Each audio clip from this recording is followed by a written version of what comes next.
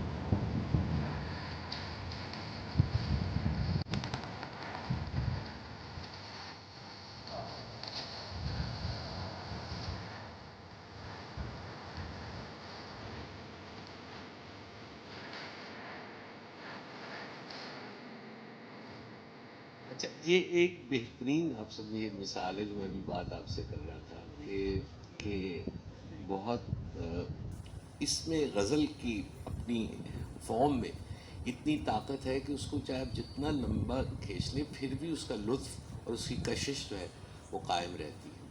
मतलब उन्होंने एक ही मिसरे को इतनी दफ़ा कहा है लेकिन एक लम्हे के लिए भी नहीं लगा कि अच्छा नहीं जो पहले कहा था वो क्या था, यानी वो लगता है कि एक दूसरे से कनेक्टेड है। जी सर। जी।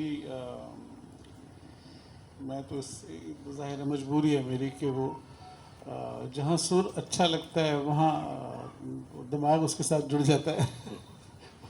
और इतना मेहदी साहब जैसा बड़ा आदमी जिस ईमानदारी के साथ अपने काम को करने वाले शख्स से फनकार फनकार से थोड़े शायद आगे के लोग थे ये। इसमें एक चीज़ जो गाना सुनते हुए मुझे जिसका ख्याल आया कि हम शायद उसको अपने जुमलों में अभी तक हमने अदा नहीं किया, वो ये है कि जो गायक हैं जैसे मेहदी साहब हैं, मैं गायक ही कहूँगा इनको, गुलूकार थोड़ा सा छोटा लफ्ज़ लगता है मुझे। तो ये गायकी एक तो वो इसमें एलिमेंट जिसका हमने जिक्र किया, ठुमरी के असूल के एक लफ्ज़ को कई तरह से कई माने देने की कोशिश सुरों की मदद से कभी एक सुर ज़माने भर के गम, ज़माने भर ज़माने, कहीं नीचे से लेके आप ऊपर चले गए। अच्छा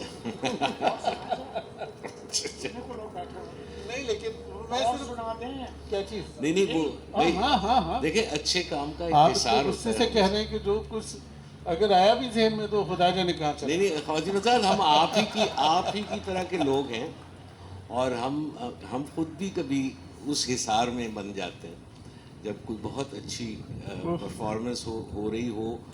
तो कई दफ़ा मेरे साथ तो ये हुआ है कि इन बड़े गायकों को जब सुनते थे, एक दो नफीसा भी मेरे साथ थे, तो एक गज़ल की रिहर्सल फरीदा खानम को हम रिहर्स करा रहे थे, तो मुझे कह रही कि वो मैं तो छटता है 30 साल हो, मैं तो रियाज ही नहीं करती हूँ। मेरे अब मैं बाजे पे वो तर्ज बजाए जा रहा हूँ, मेरा ख्याल था शायद ये रिहर्सल कर लेंगी इसकी। अच्छा, मैं भी था, नफीसा भी थे, और बशीर खान तबले पे थे। तो आप यकीन कीजिए, और वो करके वो तर्ज गुनगुनाती रही, और जिस वक्त वो शुरू हुई तो मैं बाजा बजाना भूल गया। और नफीसा ने देखा, और दूसरा कहते हैं, मुझे बाद में उन्होंने बताया, कहते हैं जैसे उन्होंने सुर लगाया था तो वो रोंगटे मेरे खड़े हो गए, तो मुझे क्या मतलब खूबसूरती से। तो हम जो लोग हैं, जो धड़े के इस तरफ के लोग हैं, काम करने वाले लोग, हम भी कभी किसी परफॉर्मेंस के हिसार में आ जाते हैं और अपना काम भूल जाते हैं। बिल्कुल।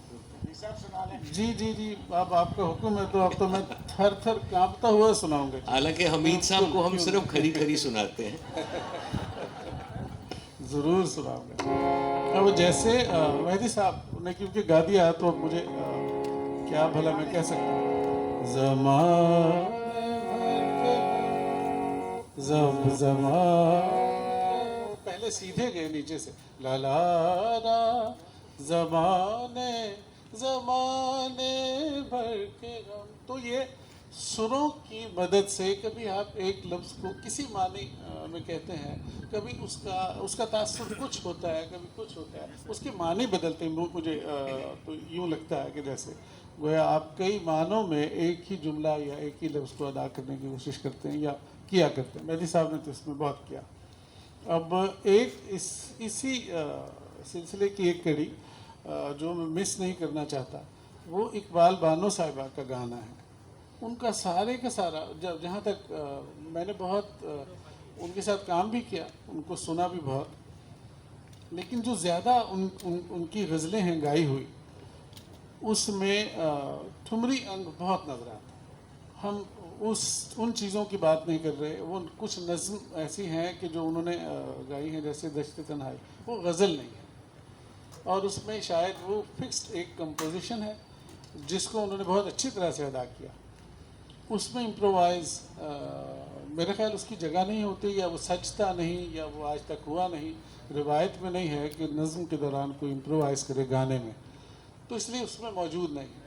अदरवाइज़ जहाँ जहाँ गज़ल में उन्होंने जहाँ जहाँ गज़ल गाई है, उसमें ठुमरी अंग बहुत वाज़ह, बहुत सामने नज़र आता है। उनकी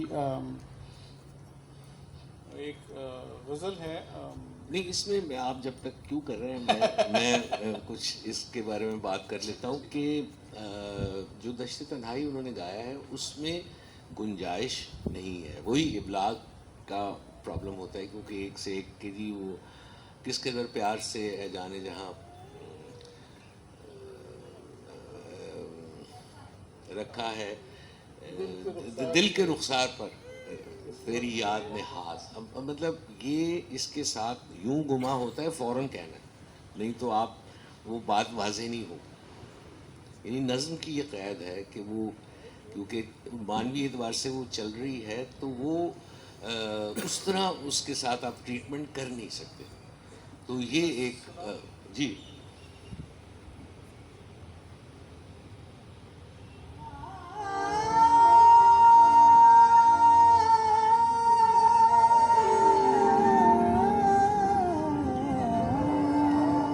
ये सब ठुमरी अंग है बाकायदा।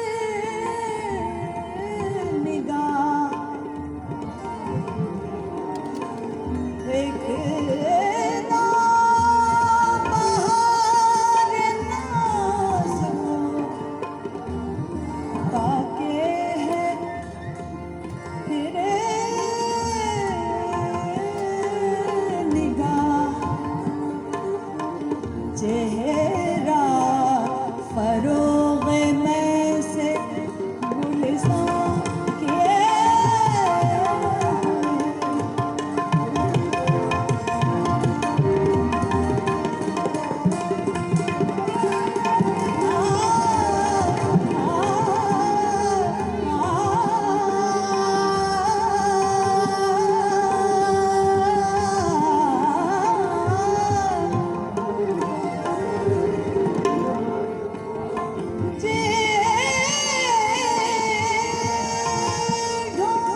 ढूंढता है फिर वही फुर्सत के रात दिन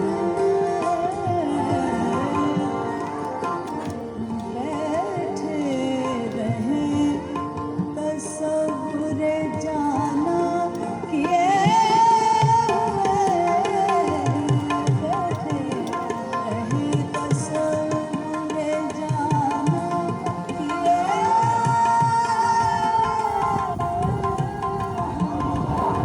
इसमें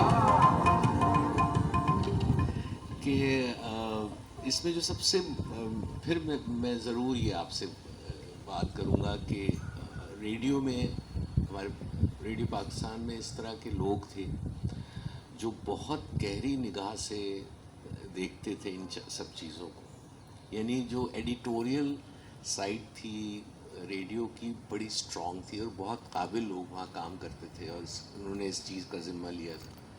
और ये मैंने कई लोगों से और कई ऐसी कॉम्पोजिशंस हैं जिसमें इस शेर को बिल्कुल गलत लोगों ने कंपोज किया है बहुत मशहूर है, और वो बड़ी मशहूर है बहुत कि जी ढूंढता है फिर वो ही फुर्सत के रात दिन।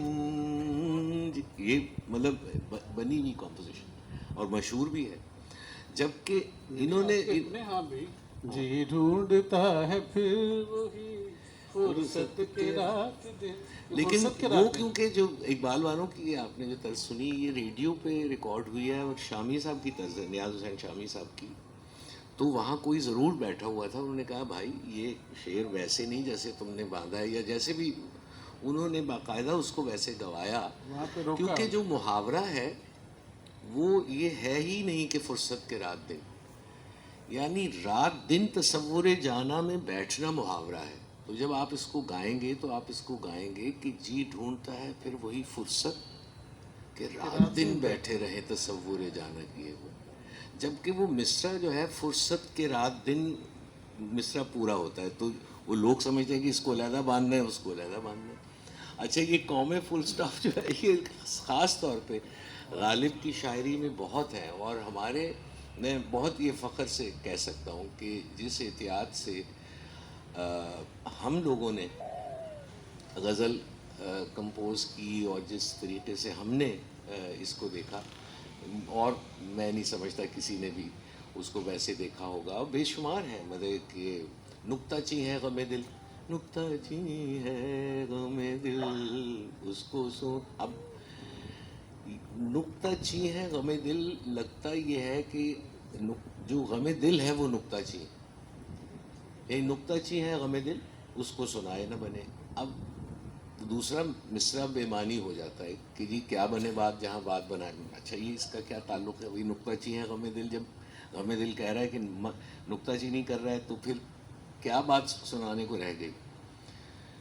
जबकि शेर जो है वो अगर कौमों के साथ आप उसको देखें तो वो है नुक्ताची है गमे दिल उसको सुनाए न बने। यानी जो नुक्ताची नहीं करता है उसको गमे दिल नहीं सुनाए जा सकता। यानी नुक्ताची है गमे दिल उसको सुनाए न बने, क्या बने बात जहाँ बात बनाए न बने। अब दूसरे मिसरे की भी शान जो है आपके सामने उसका मतलब वाजे होता।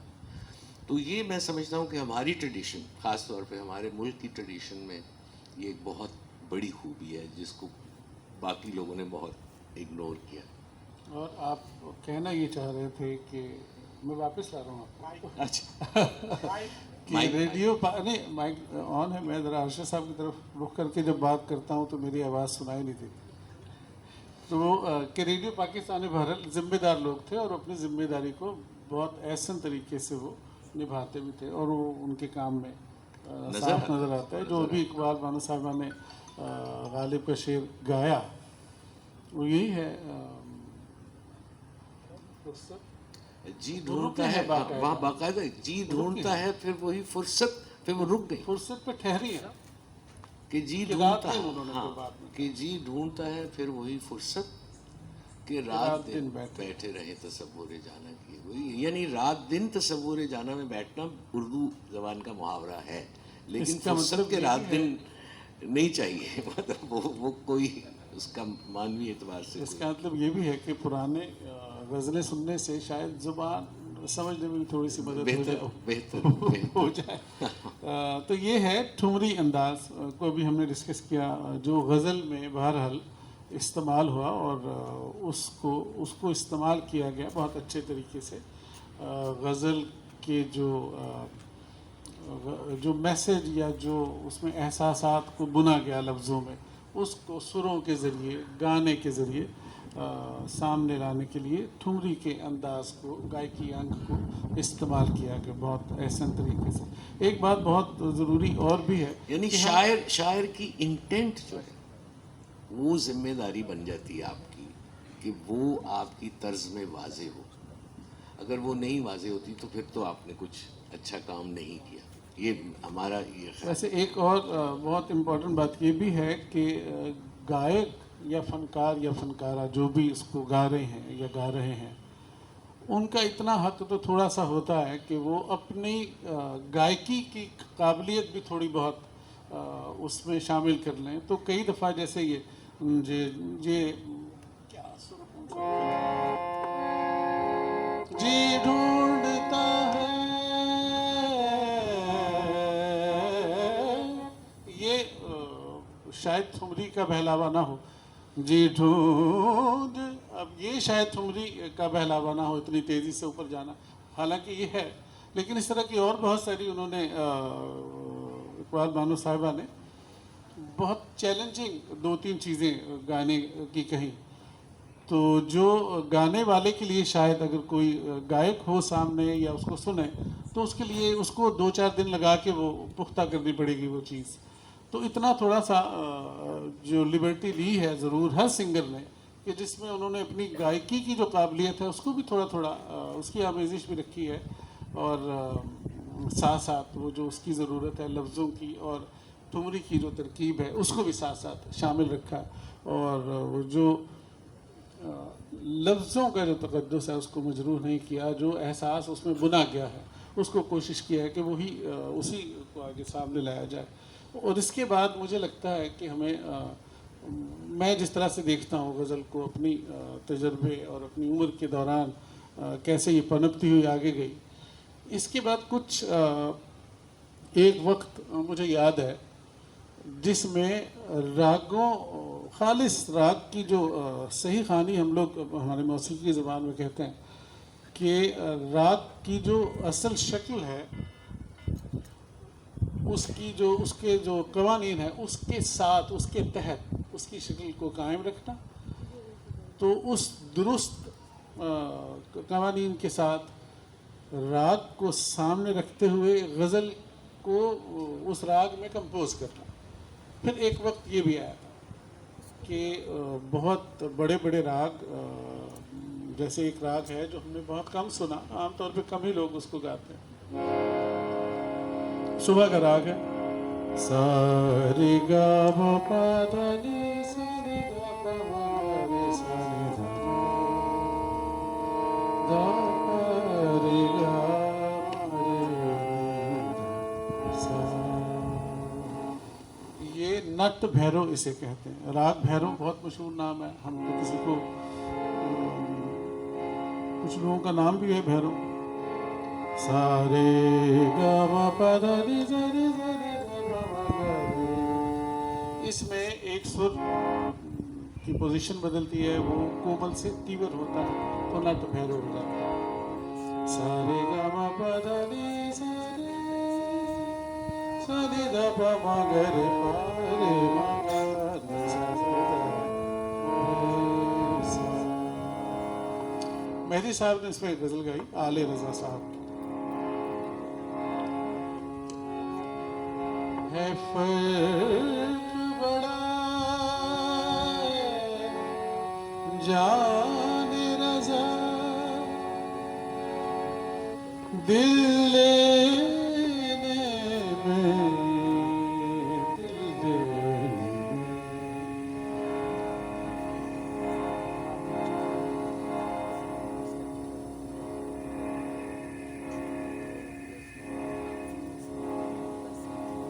कुछ एक आध लफ्ज़ मुझे भूल रहा है, लेकिन बहरहाल मैं, क्योंकि हम गायकी की बात कर रहे हैं तो थोड़ा मुझे माफ़ कीजिएगा अगर गलत बोल रहा हूँ। उल्फत का तारुफ जान के भी, रिश्ते की नज़ाकत क्या जानो, ये राज़ मोहब्बत है प्यारे, ये राज़ मोहब्बत है, तुम राज़ मोहब्बत क्या जानो, जो चाहते हो सो कहते हो, चुप रहने की लज़्ज़त क्या जानो, जो चाहते हो। एक महफिल में मेहदी साहब से किसी ने ये फरमाइश की, और उस वक्त हो सकता है मैंने, क्योंकि कोई आधा पौना घंटा उनको और गाना हो, उस महफिल का वक्त अभी बाकी हो, तो उन्होंने फ़ौरन कहा कि ये राग ऐसा है कि मुझे कुछ और गाने नहीं देगा, इसका रचाव इतना ज़्यादा हो, इतना पुरस्सर है कि मैं कुछ और गाऊंगा तो मेरा दिल नहीं लगेगा, तो ये आखिर में रखो। तो कुछ राग ऐसे हैं जो अपनी हैसियत में बड़े मजबूत और बहुत जल्दी से असर उनका, उनकी तासीर सामने आ जाती है। बहरहाल एक ये वो दौर है जब धड़ाधड़ रागों में मुरत्तब होने लगी धुनें। जैसे गुलाम अली साहब की एक गज़ल है, रंज की जब गुफ्तगू होने लगी, आपसे तुमसे तू होने लगी, रंज की जब गुफ्तगू होने लगी। अब ये भोपाली और फरीदा खान, अच्छा मेहदी साहब की एक गज़ल देखिए, जो पहली गज़ल जो सुना है कि वो शायद पहली वो गज़ल है जो रिलीज़ हुई मेहदी साहब की आवाज़ में।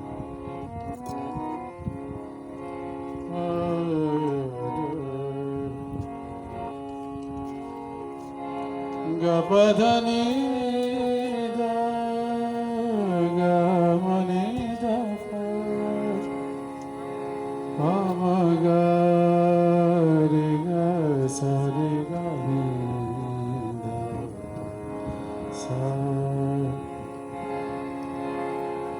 जो हम पे गुजरे सा गुजरी मगर शबे हिजरा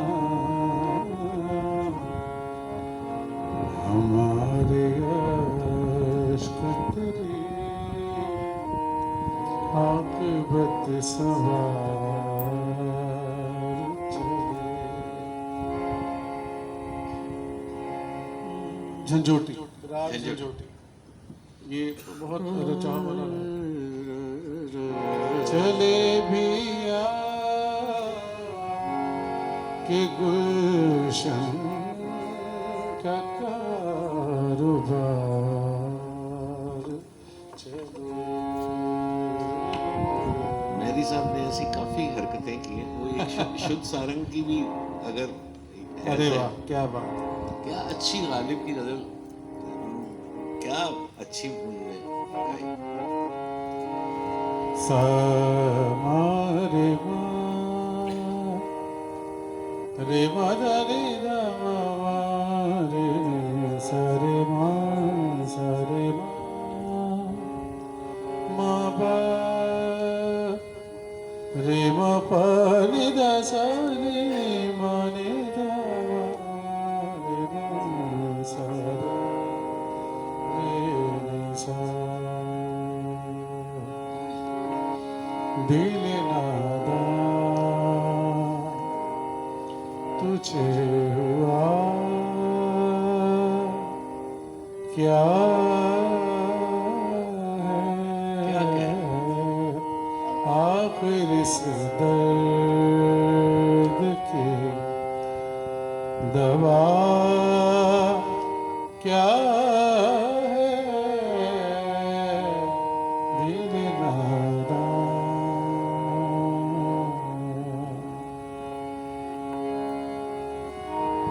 हम हैं मुश्ताक और वो बेदार, वो बेदार।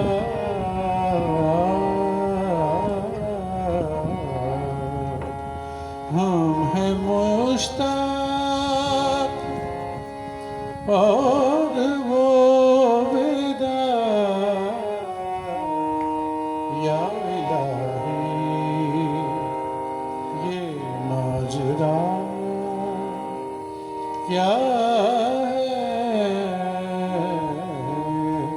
या इलाही ये माजरा क्या है दिल नादा। आप यकीन कीजिए, ये जो उन्होंने महफिल में गाई हुई है ये गज़ल, और इस राग का यानी शुद्ध सारंग का कोई ऐसा बहलावा नहीं है जो उन्होंने नहीं गाया।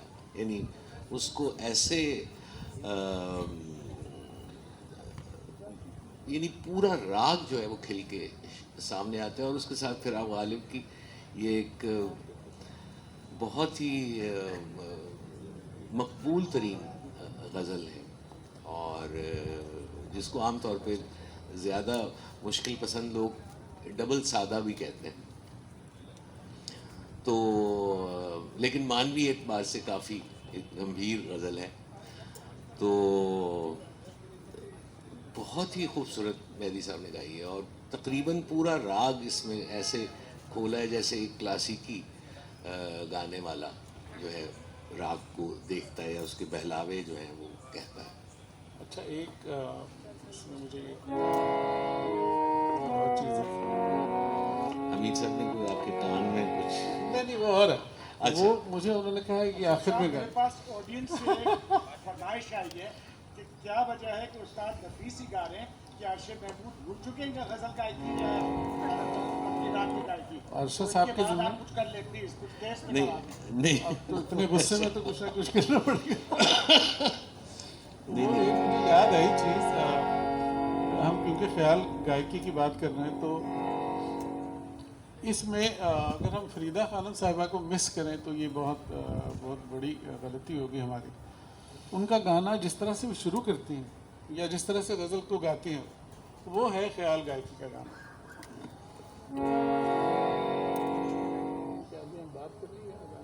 अजान का इंतज़ार कर लें।